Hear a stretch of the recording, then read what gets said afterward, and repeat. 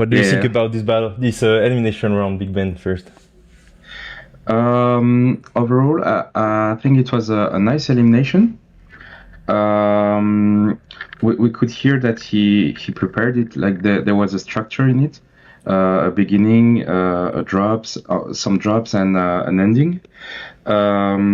He had a lot of energy on stage. I could see that, and it was overall nice. A lot of things to improve, of course, but that's a good.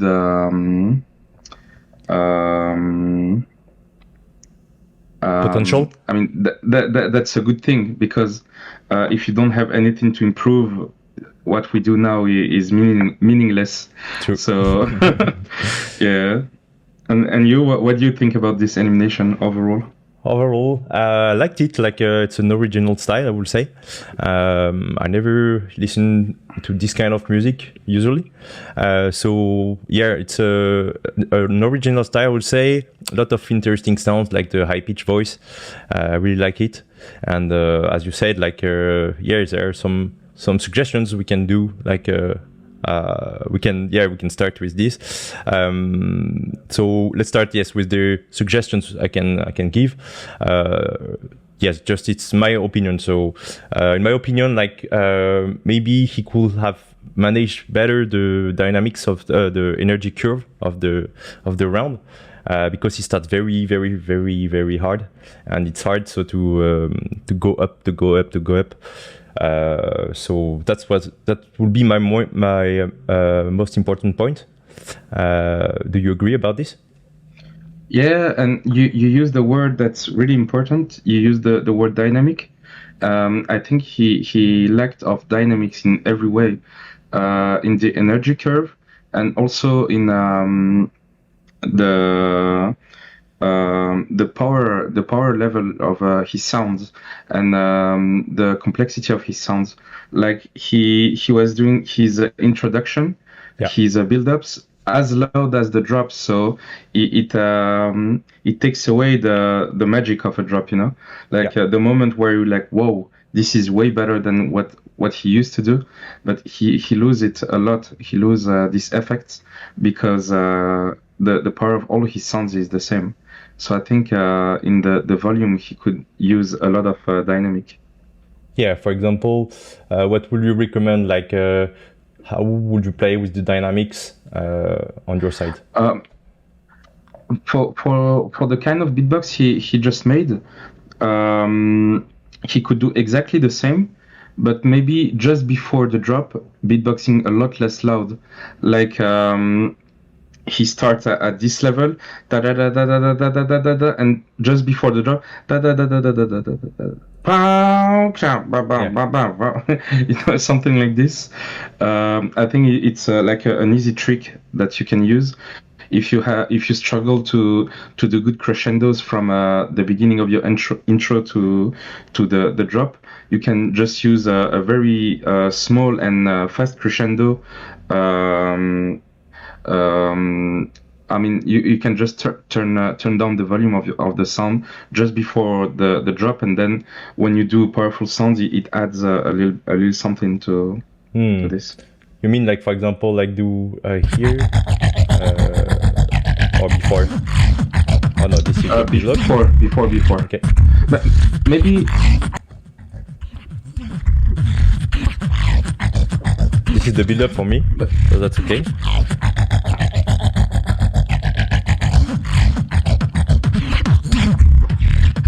For you, it's before? Yeah, I think it's before. Okay. There, it's already a drop. I think it's the moment where he asks everyone to clap on the hands. Okay. So.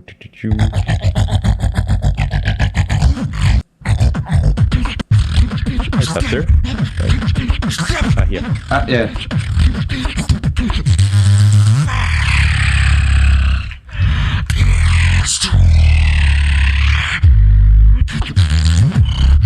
Yeah, the volume is the same for it's exactly the same. So yeah, maybe a fade out. What would you say about a fade out? But here you can clearly see the problem.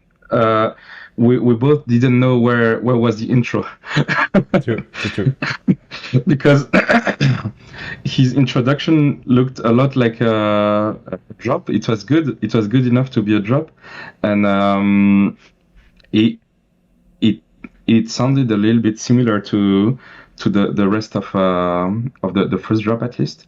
So yeah, maybe after the sentence he said, maybe just a silence also, or a fade out, as you said, a small fade out, then the drop. Yeah, very nice. And what would you say about his microphone holding position? Yeah, I think he hold the microphone with two hands because he couldn't find he couldn't hear himself good on stage. Yeah, and that's something that a lot of people do, but it's a very big problem because you gain a little bit more power, of course, but you lose a lot of sound quality. So unless your sounds are really, really, really, really the top of the top, and even though I think you lose too much quality sound when you put two hands on the microphone. So what I would suggest is never do that. If you don't hear yourself good, maybe you can put one finger in one of your ear, and you will hear yourself better. But just trust your training, and if you don't sound as loud as someone else, that's the game. Someone else was just more powerful than you, and you don't have to try to compensate with using a wrong mic technique, unless you use sound with your nose.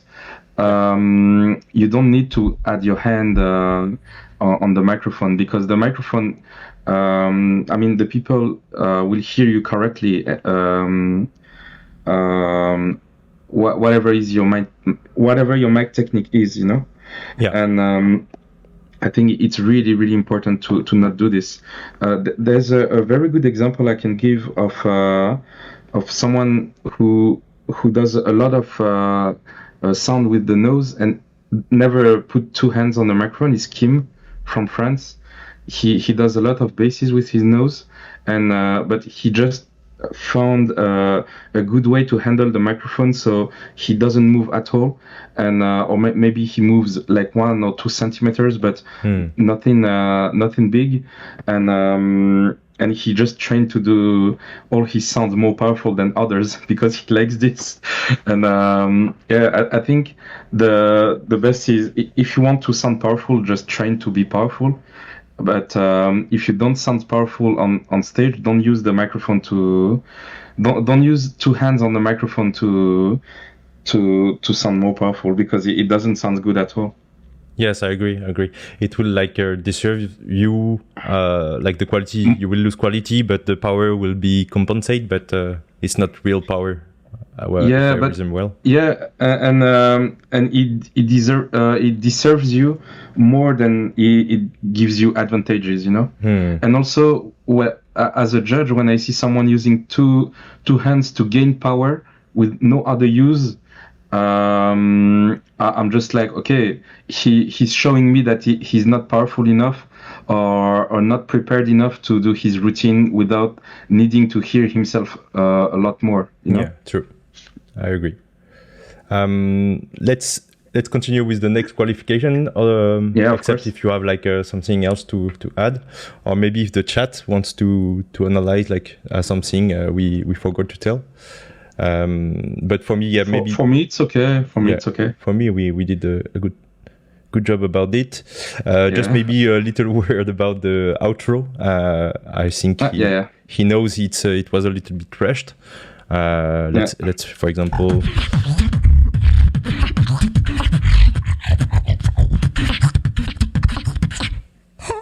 Yeah, but I think the most important is to be like prepared 100%.